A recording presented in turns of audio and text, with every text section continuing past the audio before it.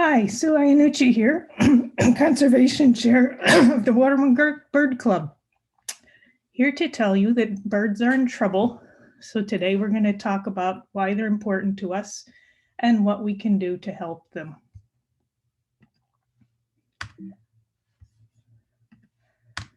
Okay, whoops. So why do we need birds? Before talking about how to help birds, I'd like to spend a little time talking about why we should help birds.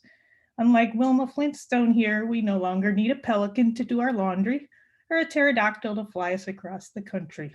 However, we still need birds, and unfortunately, they need us now. They were doing just fine without us, surviving an asteroid strike, multiple ice ages, and natural disasters. But in the short time since humans began the Industrial Revolution, the planet has changed drastically. In the past 50 years, we have lost nearly 3 billion birds. Humans are entirely responsible for the habitat loss, pesticides, pollution, and climate changes that are causing this decline. We need to adjust our behavior in order to help birds survive. They play an essential role in the functioning of all the world's ecosystems and have a direct impact on our health, economy, and food production. So it is important for us to understand the true value of our feathered friends. So why do we need birds? Lots of reasons. They control pests, pollinate plants, they're nature's cleanup crew. Birds spread seeds and transform entire landscapes. They also provide environmental monitoring, and birds just inspire us. So, as the old expression goes, money talks. And recently, there's been an effort to attach a dollar amount to the ecosystem services provided by birds in order to quantify the value of conservation efforts. The research shows that most environmental conservation really does pay off directly.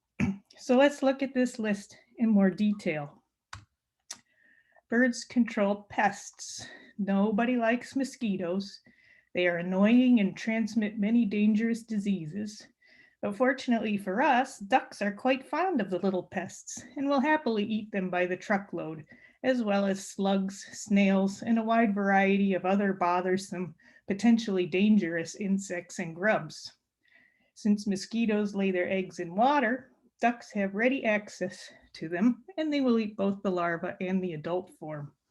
Even ducklings as young as 2 days old will eat mosquitoes.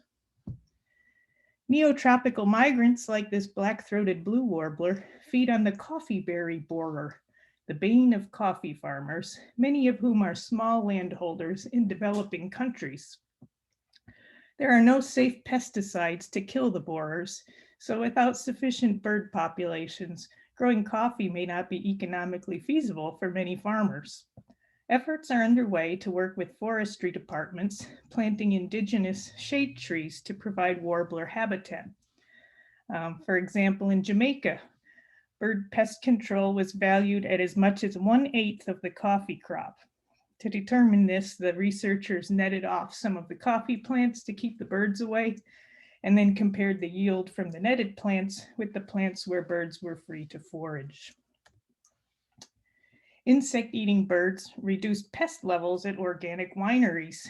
Installing nest boxes in the vineyards attracts insect-eating birds, who in turn ate 3.5 times more larvae than on plots without nest boxes. Leading the charge were western bluebirds, who have suffered terrible habitat loss due to agriculture and urban development. One Napa Valley vineyard manager has installed 1,000 bluebird boxes since 2006, and he watched as a once rampant deadly grape blight virtually disappeared. So it's wonderful when nature is allowed to work the way it's supposed to. There was a similar decline in eastern bluebird populations here in Dutchess County due to loss of nesting cavities and competition from non-native species like the house sparrow. But the Bird Club began erecting nest box trails throughout the county in 1962. And now we fledge hundreds of bluebirds every year. So that's a local conservation success story. Here's a photo of a brown thrasher nabbing a cricket for lunch up at Peach Hill Park in Poughkeepsie. Back in the 19th century, when the Mormons settled Utah, their first 2 seasons of crops were decimated by Western crickets.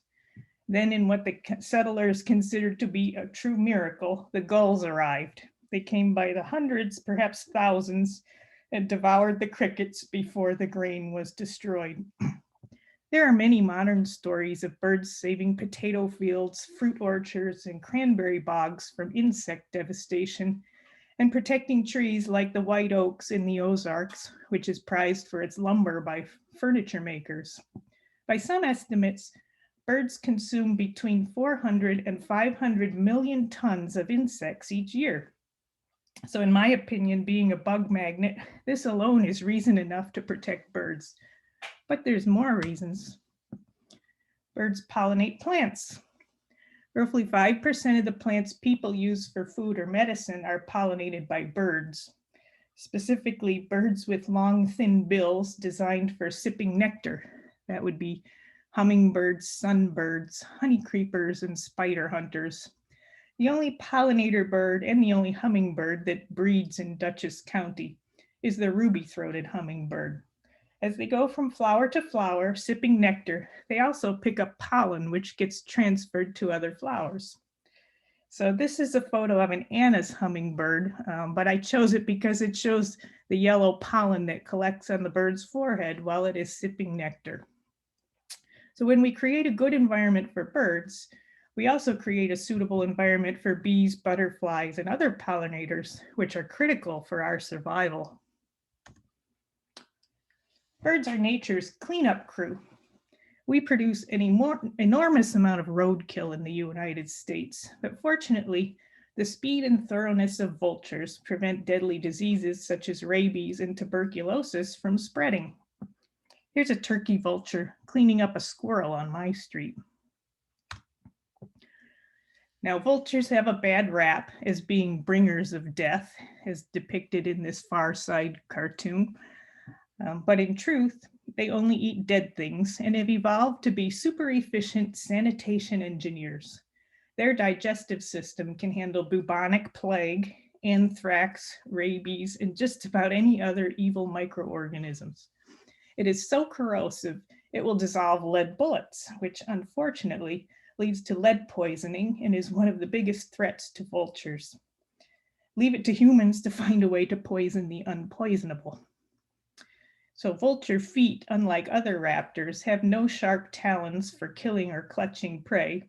They're just like chicken feet, made for walking and better balance. Their beaks, on the other hand, are very sharp, made for ripping apart carrion. A few other vulture adaptations for sanitation services.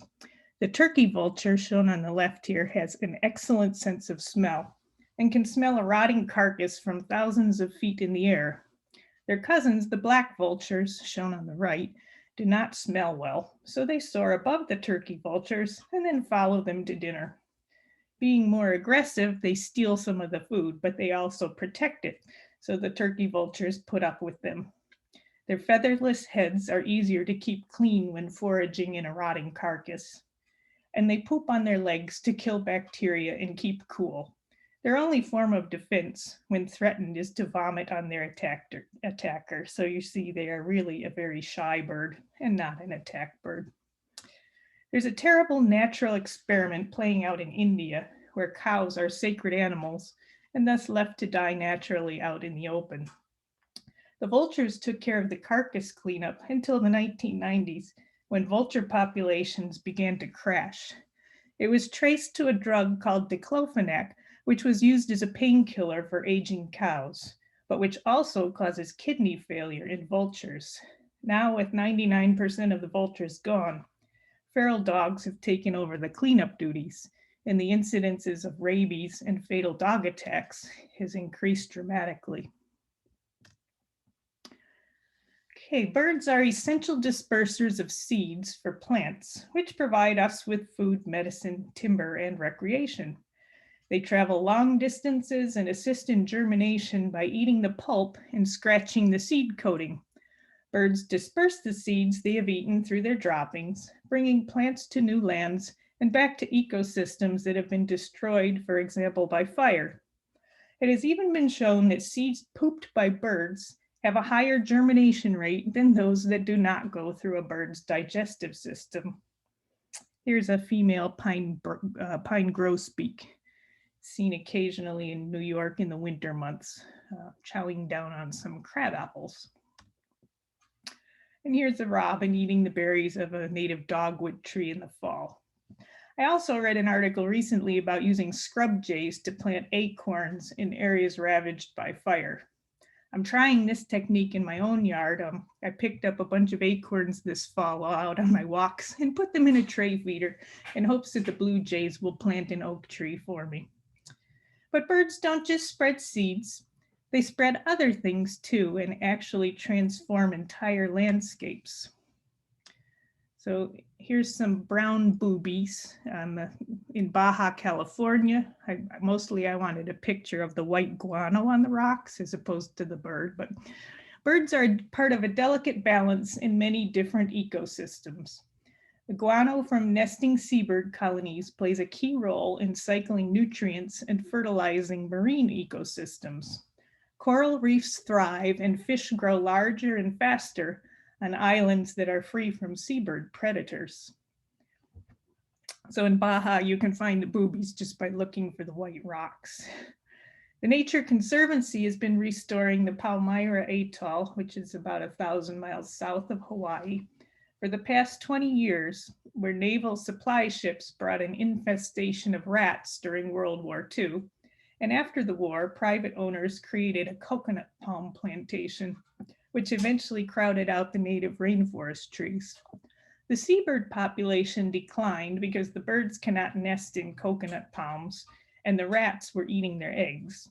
But now with the rats gone and removal of the coconut palms in progress, seabirds are thriving. Their nutrient-rich poop lands on the soil and is washed into the ocean by rain. The corals and the reef surrounding the island feed on these nutrients and are now thriving, which in turn is bringing back the fish. So nature is resilient if we just give it a chance.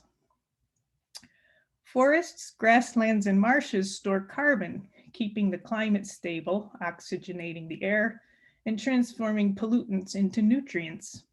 Birds are all part of that delicate balance. For example, without birds like this American oystercatcher, or curlews and plovers, tiny invasive snails would devour entire marshes, leaving us only mudflats. And since birds are an intricate part of all these ecosystems, they can be used to gauge the health of these ecosystems, which takes us to our next reason for why we need birds. And that is that birds provide environmental monitoring. The canary in the coal mine is an early example of birds as a sentinel species. They were an early warning system for the detection of carbon monoxide and other poisonous gases. In 1962, Rachel Carson's book Silent Spring documented the effects of pesticides on the food chain, poisoning entire populations of robins, as well as 90 other species of birds. So the robins and the thinning eggshells of raptors showed how birds could be used to indicate environmental degradation. More recently, tree swallows, like the one shown here, have been used to study the effects of the PCBs in the Hudson River, and they have shown that the contaminants in the aquatic sediment have worked their way up into the terrestrial food chain. Scientists have been monitoring the health of loons in the Adirondacks to understand the impact of mercury from coal-burning power plants and incinerators. This common loon spent a couple of weeks here in Wappingers Creek during spring migration. And birds are great subjects because we have so much data collected already on bird abundance. Between the Audubon Christmas bird counts, spring census, breeding bird surveys, and now the explosion of data in eBird, bird abundance is used to measure everything from wetlands health to radioactive contamination. Scientists are able to evaluate changes in area without having to start a whole new program because they already have data on bird abundance from the past. So we know that if we want to translate science into public action, people have to care about it. And people do care about birds, which brings us to the last reason I want to put forth as to why we need birds. And that's that birds inspire us. From the technology of flight to the invention of zippers, which are modeled after the barbules of feathers, birds have inspired science for centuries. But birds also inspire us with their beauty. A whole tourism industry has sprung up around bird watching. Birders bring their credit cards for food, lodging, guides, and gear, which stimulates the local economies. It's much easier to make the case for protecting birds when it is profitable to protect birds. And then there are the personal benefits that come from watching birds. Spending time in nature has been shown to improve our mental health and cognitive abilities, and birds are the perfect gateway to nature. They get us outdoors, away from our screens, into the fresh air where our spirits are lifted. So who couldn't use a few more birds and a little more joy in their lives?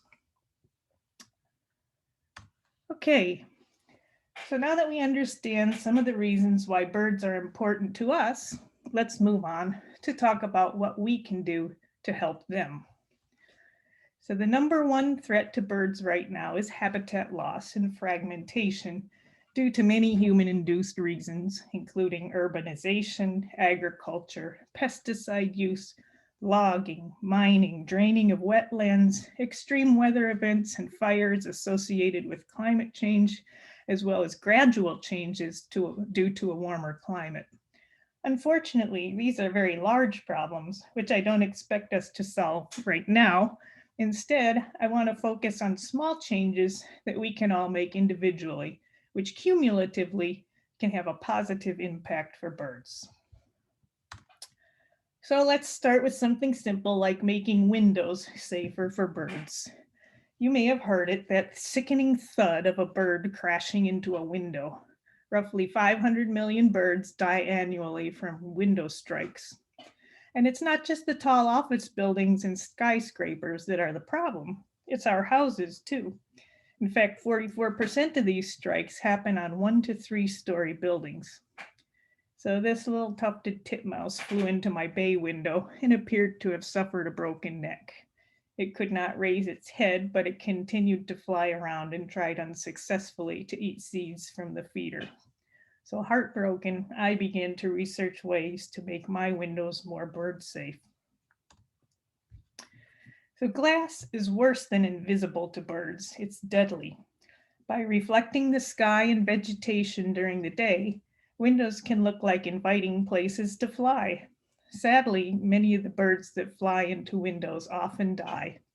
Even if they appear to be temporarily stunned and then fly away, many will end up dying later from internal bleeding and bruising, especially on the brain.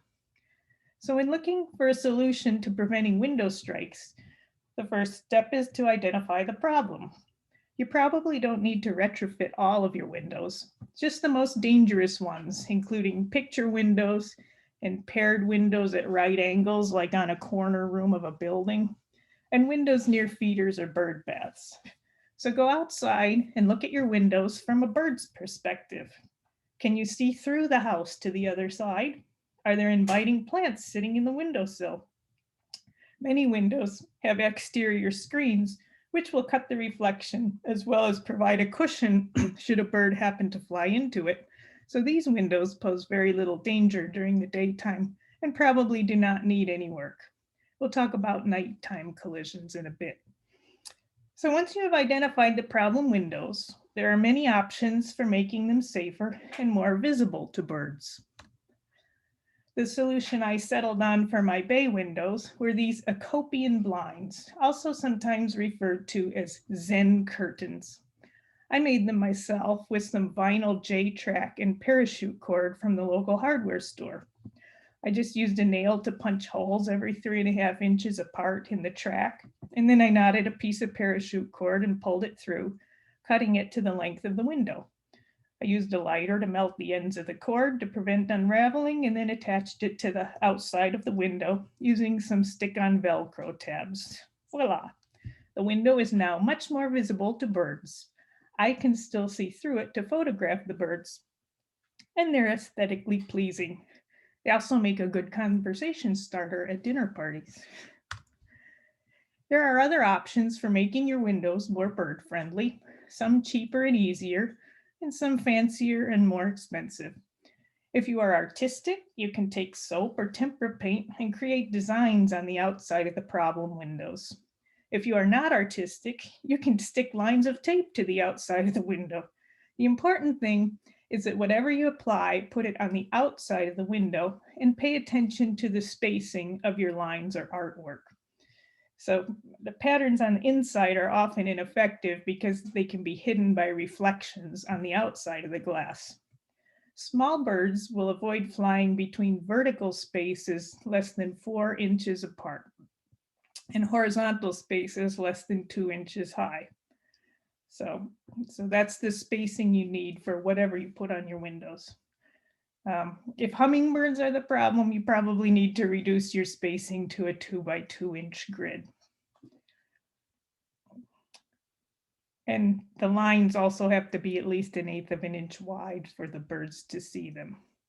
So you can put up decals and stickers or sun catchers, but they need to be spaced properly. Just 1 or 2 decals on a large window is not going to prevent collisions. They need to cover all of the glass with the spaces between too narrow for birds to want to fly through. Those large hawk silhouette decals might look nice, but they do little to deter birds. If you have more money to spend, the American Bird Conservancy makes a bird tape, which is shown on this window, which helps you create the correct spacing of dots across your window. There are also a variety of transparent film products for sale, which cover the whole window and permit people on the inside to see out, but it makes the window appear opaque from the outside. I think if you Google Kaleidoscape, you'll find those products. Other possibilities are external sunshades or awnings over windows to cut down the reflection. Interior vertical blinds can be effective, but only if you keep them half closed. People often ask, what should you do if you find an injured bird? Well, usually the answer is nothing, or you could put it in a dark box till it recovers, or take it to a wildlife rehabilitator, but it is illegal to try and rehab a bird yourself. So window strikes are not just an issue during daylight hours, they also happen at night, particularly during spring and fall migration periods. So at night, nocturnal migrants, which includes most of the songbirds, crash because they fly into lighted windows. For some reason, lights divert nocturnal migrants from their original path, especially in low ceiling or foggy conditions. And if the light is behind a glass window, it often lures them to their death. So you can see in this photo of the New York City 9/11 tribute how the light reflects off the low-hanging clouds here and is much brighter. So while some fatalities are caused by direct window collisions, many are just the result of the amount of energy wasted flying around and calling out in confusion. The exhaustion leaves them more vulnerable to other threats. Fall migration paths lead many birds down the Atlantic seaboard, and New York City ranks 5th on the list of most dangerous cities for fall migrating birds. The disorienting effects of light pollution became quite clear during the 9/11 tributes when 2 towers of light beamed 4 miles into the sky began attracting large concentrations of migrating birds. The birds circled the beams endlessly, giving distress calls, but turning the lights off eliminated the disruptive effect immediately, and the birds were able to move on. So now volunteers from Audubon and the Cornell Lab of Ornithology monitor the tribute and look at the radar, which actually shows the migrating birds, to determine when the lights need to be turned off for 20 to 30 minutes to restore normal migration patterns and behaviors. So the tribute in light is an extreme case, but light pollution is a widespread problem across the world. Just take a look at this satellite image of the United States at night. And this is from back in 2011. Compare the darkness down in the Amazon rainforest with the United States, which we can clearly see the outline of. Um, Audubon has a Lights Out program, which is a national effort to try and reduce the problem of birds becoming disoriented by light pollution during peak migration.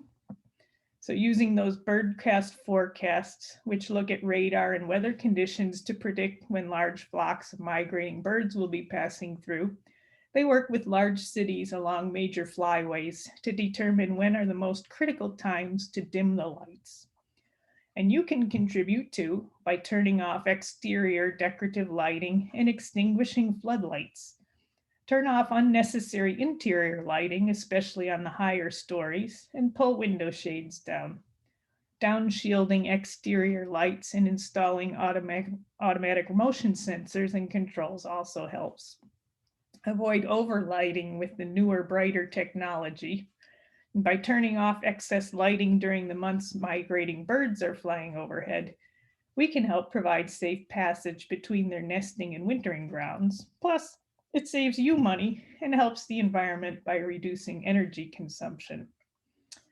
One other note on the effects of light pollution on birds. Take a look at that Amazon basin again, how it's mostly black, but we're starting to see patches of light.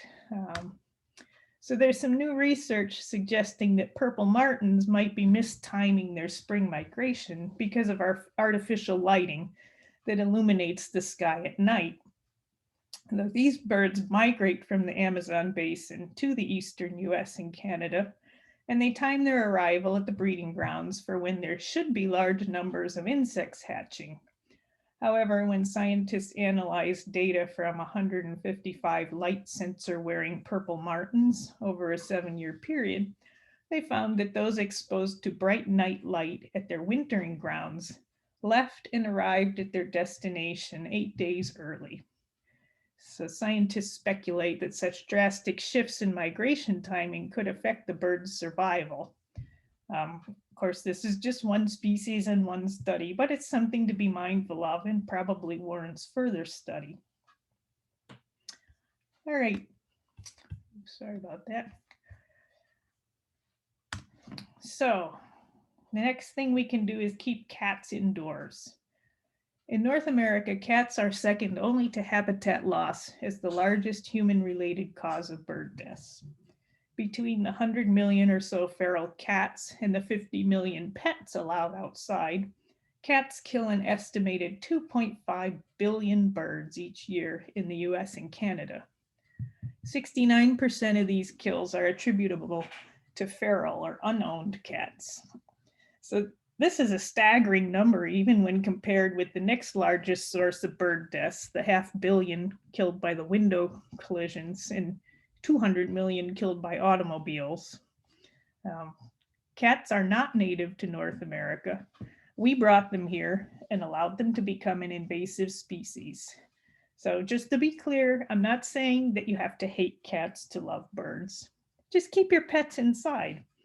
Outdoor cats live on average less than half as long as indoor cats and can contract and transmit various diseases and parasites. They are also susceptible to predation themselves, as well as car collisions. A cat is a natural predator who will hunt even when it is not hungry. So even well-fed cats hunt, and bells and cat bibs typically do not eliminate successful hunting. Also, it is not a good idea to feed and encourage feral cat colonies because it only encourages people to release more cats into the wild. And cats, like rabbits, are quite adept at multiplying.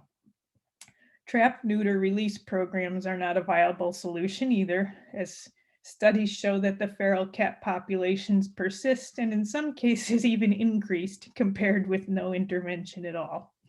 So the humane thing to do is keep the cats indoors where they will be safer, healthier, and they will not be a threat to birds. If your cat likes bird watching as much as you do, then consider building it a catio where your cat can enjoy the outdoors without the ability to harm birds. All right, as I mentioned previously, habitat loss is the biggest threat to birds today. So Doug Tallamy's book, Nature's Best Hope, which I highly recommend, has a new grassroots approach to solving this problem. He calls it Homegrown National Park. We are to the point where we cannot possibly set aside enough wilderness to protect the planet's biodiversity, given the current human population. And isolated fragments of protected habitat are a recipe for species extinction. In isolated pockets, populations dwindle and become inbred, and then a single natural disaster can wipe out the entire population. So we need to create biological corridors to connect the protected natural areas.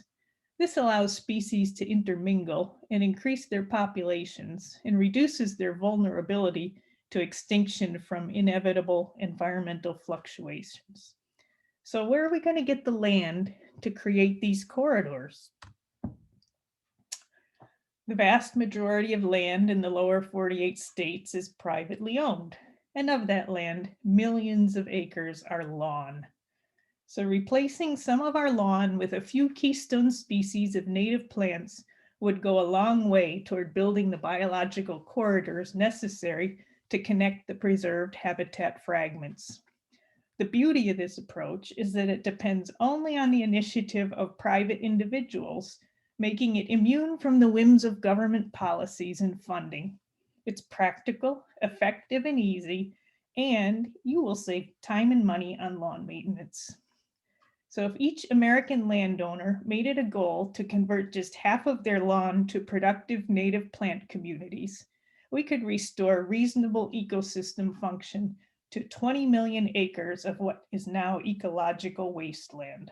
So that's bigger than the combined areas of all of these national parks: Everglades, Yellowstone, Yosemite, Grand Teton, Canyonlands, Mount Rainier, North Cascades, Badlands, Olympic Sequoia, Grand Canyon, Denali, and the Great Smoky Mountains. In order for this to work, though, we have to have a collective effort by landowners everywhere, and it has to be voluntary. So the best way to make this happen is to spread the word and lead by example. Help other people discover the rewards of responsible landscaping for themselves. So as I just alluded to in the last slide, once you decide to eliminate some of your lawn, you will want to replace it with native plants. This is a topic of another presentation called Gardening for Wildlife, which you can also view on our YouTube channel. But here's a quick preview. Insects are a vital food source for many bird species, especially for raising young. Most insects are specialists that only eat vegetation they share an evolutionary history with. They have evolved the ability to find the host plant, synchronize their life cycle with the host plant life cycle, and adapt to the leaf chemistry of the host. When faced with a non-native ornamental plant, the insects either do not recognize it as a food source or they find the leaf chemistry to be toxic to them. This is why the non-native plants appear to be pest-free. They are starving the native insects and subsequently the birds that depend on them. So research shows that a few keystone plant species do the heavy lifting in terms of producing the food that fuels insects. Your landscaping needs to include one or more of these keystone species to support a successful food web. And as with most things, diversity is a good thing. Keystone tree species are native oaks, cherries, willows, birches, cottonwoods, and elms. Keystone non-woody plants are members of the goldenrod, aster, and sunflower families. So the National Wildlife Federation and Audubon both have native plant finder websites to help you find native plants for your county. Their websites are listed here for your reference.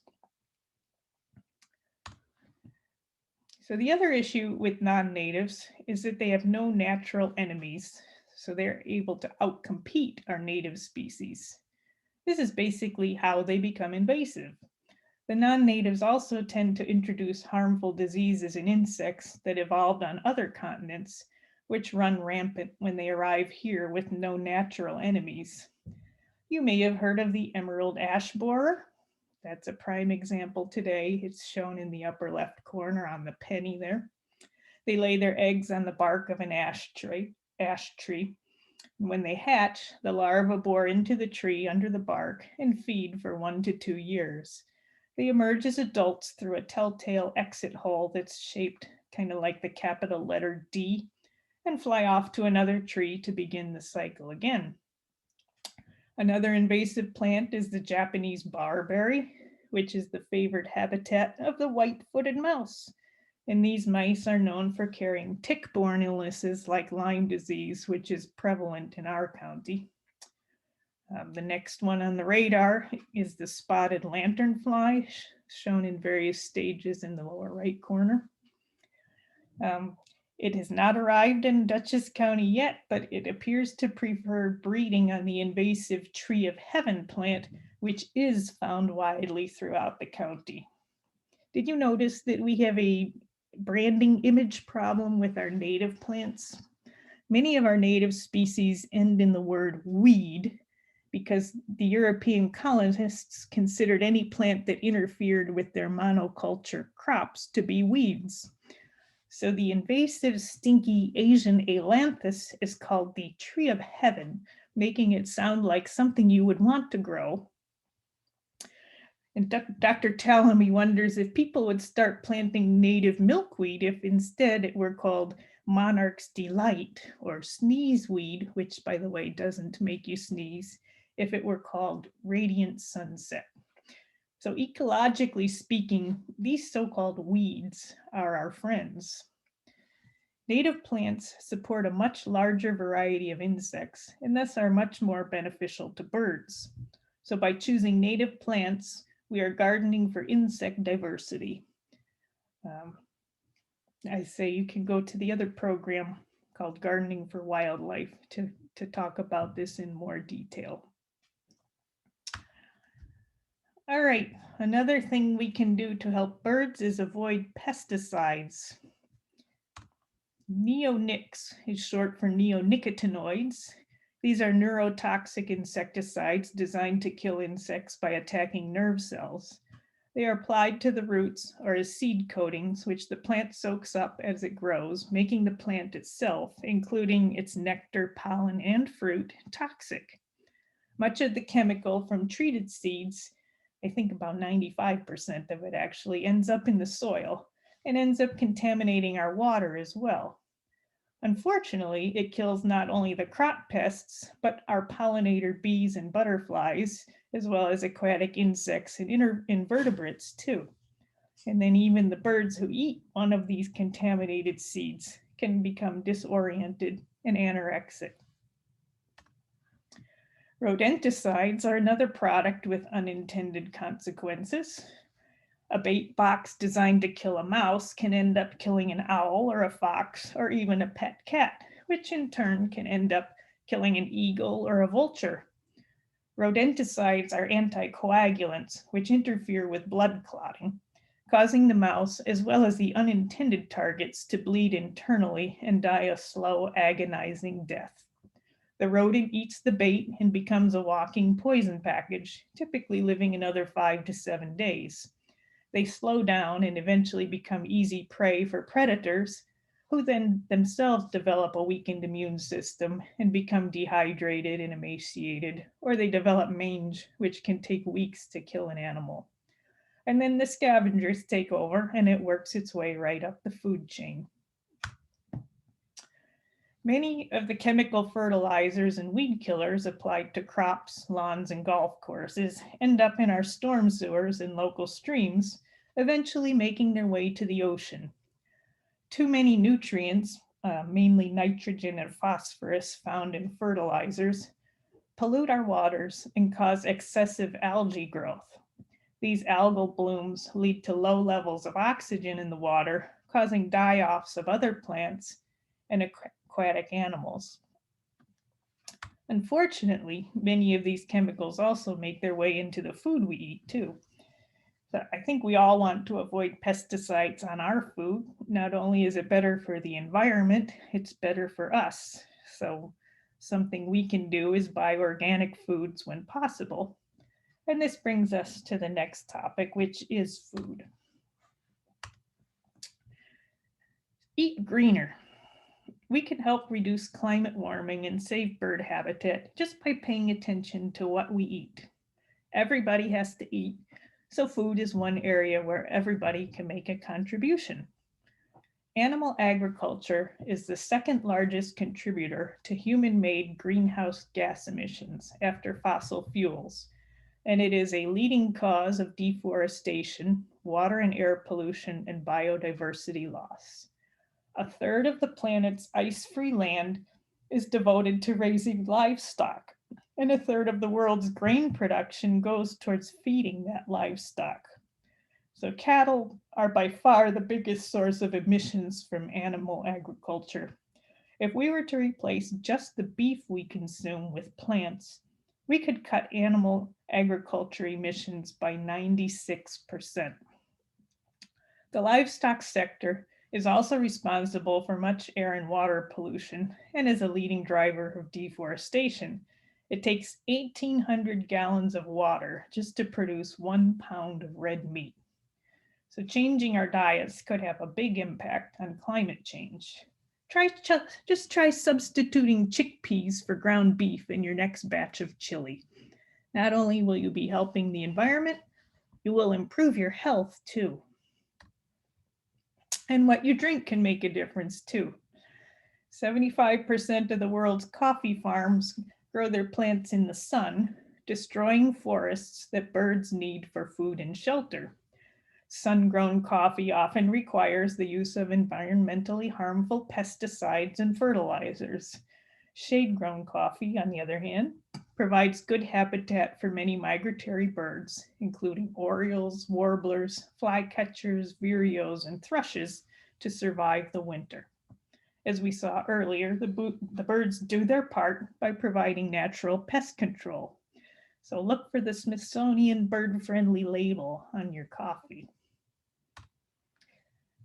Food waste.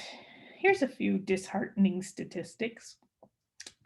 The US Department of Agriculture estimates that 30 to 40% of the food supply, that's 133 billion pounds, is wasted. Food occupies 22% of the space in landfills, which in turn produces 20% of the methane the US sends into the atmosphere. And that's just the United States. On a global scale, roughly 1/3 of all food is wasted. In the US and Europe, we tend to waste food because we can. Suppliers, restaurants, and consumers buy more than we will eat, or we incorrectly store what we buy, or we reject fruits and vegetables just because they don't look perfect. In poorer countries, food is wasted because of poor infrastructure. Either the farmers don't have containers to store the food they harvest, or people don't have refrigerators to keep fish, milk, and produce fresh. In parts of Africa, 40% of fruits and vegetables spoil before they ever reach the market. So here's a huge opportunity to make a climate difference. On a personal level, set a goal of zero waste. Only buy what you know you will eat and try composting the scraps. On a community level, encourage schools, restaurants, and hospitals to send their leftovers to a food shelter, or petition your town to start a composting program. Ask the local grocer to mark down items nearing their expiration dates, which, by the way, are typically guidelines and not gospel, and encourage stores to sell those so-called ugly fruits. When we think about our carbon footprint, we typically think about transportation, home energy use, and manufacturing. But there is a carbon footprint associated with your food too. And with that in mind, I would encourage you to eat local and pack your own lunch. Buying food grown locally supports our local economy and local farmers.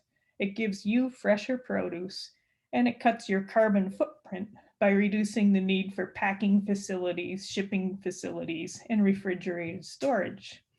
The farm-to-table approach also cuts down on food waste. So avoiding meat and dairy and switching to a plant-based diet is one of the biggest ways to reduce your environmental impact and help fight climate change. But how can you know the difference between beef or chicken or beans, or how rice and potatoes compare? So if you want to know the carbon footprint of the foods you eat, the BBC Science and Environment website has a climate change food calculator that's kind of fun to play with. You select a food item and enter how often you eat it, and it tells you your consumption of that food is equivalent to driving a gas-powered car this many miles or heating the average home for so many days. It also tells you the water consumption needed, reported in shower units, as well as how much land is required to grow it. So this chart just has some examples from the calculator. You could try it out and see where you can make small changes to your diet that could have a big impact on climate change. Okay, avoiding palm oil products. This one is hard because when you start looking at labels, you find palm oil everywhere. It's in everything from ice cream and cookies to lipstick and shampoo. It's the biggest vegetable oil crop in the world. Large swaths of forest in Southeast Asia have been destroyed. At one point, up to 300 football fields of forests were being cleared every hour just for palm plantations. The orangutans of Indonesia, shown here, are the poster child for this deforestation catastrophe. This industry is now spreading across the ocean to South America, though there is some hope that it might not be quite as harmful there if they convert degraded cattle grazing lands to palm plantations rather than clearing pristine forests. Palm oil is commonly found in processed foods, cosmetics, and personal care products. So look online for brands that avoid palm oil or use only sustainably sourced palm oil. It's up to us consumers to use our wallets to force corporations to do the right thing. The good news is you can still eat Ghirardelli or Godiva chocolates, as well as Reese's peanut butter cups, Whoppers, and Lindt truffles. I looked up the important things. All right, plastics. Sometimes a problem is so enmeshed in our daily life that we don't notice it, like plastics. They're in almost everything we touch, in every room of our houses and in our cars. It is wrapped around the stuff we buy and in the bags we carry at home in.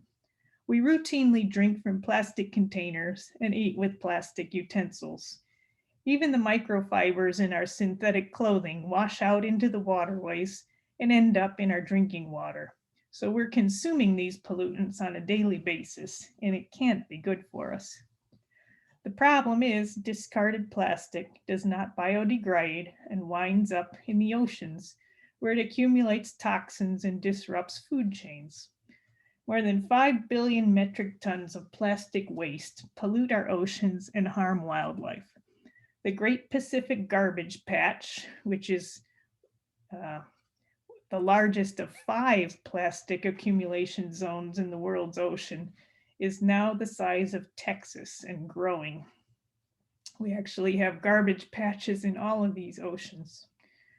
It may not be possible to avoid plastic entirely, but we need to take note of its ubiquitousness and try to reduce our usage. We can start by avoiding single-use disposable plastic bags, bottles, and utensils, and recycle the ones we do use.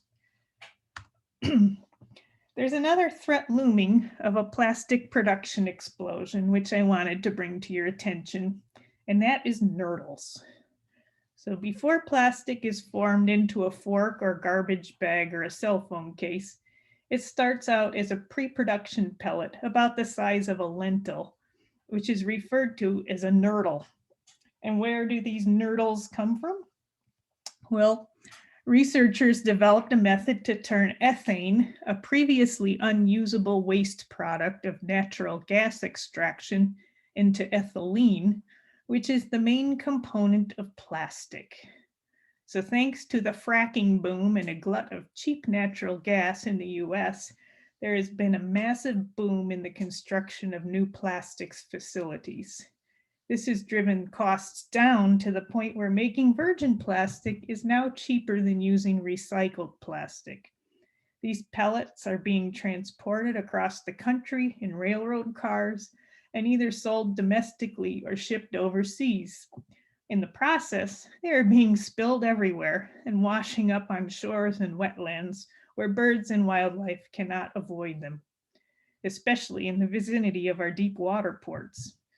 Audubon published an in-depth article about this in their summer 2020 issue of the magazine. It seems that despite the efforts to expand renewable energy, the fossil fuel industry will not be going away anytime soon. Which brings us to our next topic about the importance of letting our legislators know what we think. Contact your elected officials. Legislators need to hear from their constituents to know what issues are important to them. There are many environmental organizations out there keeping track of legislation pertinent to their causes, and they will often send you the beginnings of a form letter indicating how they would like elected officials to vote on a particular bill.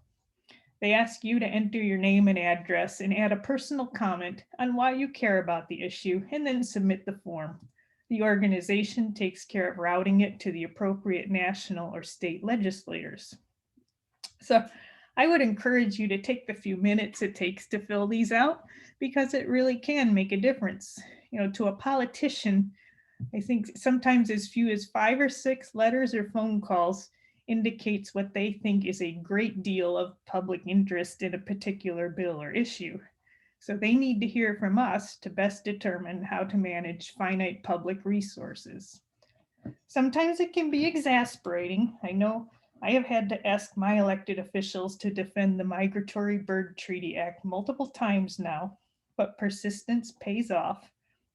And I do receive responses from my representatives most of the time. Some of them even sound rather personal, as opposed to just a form letter response from their office. Okay, buy a migratory bird stamp, also known as a duck stamp. This is one of the most successful conservation tools ever created to protect habitat for birds and other wildlife. Despite the alarming decline in bird populations over the past 50 years, waterfowl are actually doing better. Fully 98% of the stamp's face value goes directly to buy crucial habitat or acquire conservation easements for protection in the more than 500 areas of the National Wildlife Refuge System. So by law, proceeds from the sale of duck stamps are deposited into the Migratory Bird Conservation Fund. So you see, it's not just for hunters. The stamps are valid for 1 year and can be purchased online or at your local post office. In addition to providing habitat and food sources for birds and other wildlife, you will be protecting wetlands, which maintain our groundwater supplies. They filter pollutants and mitigate floodwaters and shore erosion. Plus, a stamp gets you free admission into any refuge that charges an entry fee. All right, and finally, participate in citizen science projects. Citizen science has become an indispensable tool for monitoring our environment, and monitoring bird populations is essential to bird conservation. Observations by interested people scattered across the world are providing data at a scale and level of sophistication that satellites, computers, and scientists could never match. eBird is a prime example. Try taking a look at the eBird Status and Trends website and view some of the abundance animations. They're truly amazing. You can follow the bird week by week as they move between their breeding grounds and their wintering grounds. New migration and range maps are being created from all the eBird reports from citizens like you. So if you're interested in the natural world, chances are there's a citizen science project that can benefit from your participation. This chart shows just a few, but there are many more. So I know that's a lot of information to absorb in a short time, but my hope is that this will provide a starting point for you. Start by making one small change, and then when that becomes habit, try another. If we all chip in, we will make a difference, and the birds will thank you. Thank you for watching.